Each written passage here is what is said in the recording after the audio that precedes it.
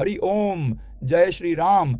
आज हम गोस्वामी तुलसीदास जी द्वारा रचित श्री हनुमान चालीसा के 30वें पवित्र छंद में गहरे उतरेंगे, जो श्री हनुमान जी के अद्भुत सामर्थ्य और परम भक्ति का गुणगान करता है।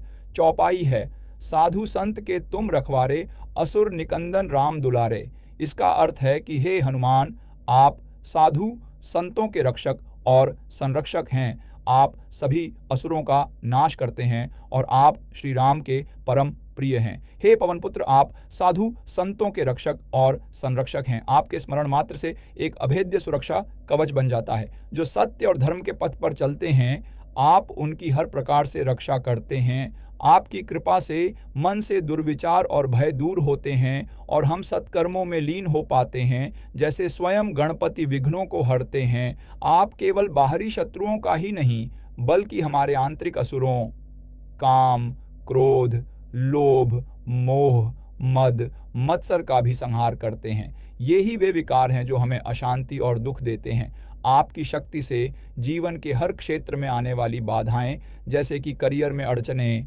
संबंधों में कलह या स्वास्थ्य संबंधी चुनौतियां दूर हो जाती हैं। स्मरण करें, लंका में प्रवेश करते समय जब लंकिनी नामक राक्षसी ने आपको रोका, तो आपने सूक्ष्म रूप धारण कर उसके भीतर प्रवेश किया और फिर विशाल होकर उसे परास्त कर दिया। यह घटना हमें हनुमान जी की उस बुद्धि और विवेक का दर्शन कराती है जो वे शत्रुओं पर विजय प्राप्त करने में प्रयोग करते हैं। और जब रावण ने कालनेमी को संजीवनी बूटी लाने से रोकने भेजा, तो आपने उसे भी अपने शौर्य और कौशल से पराजित किया।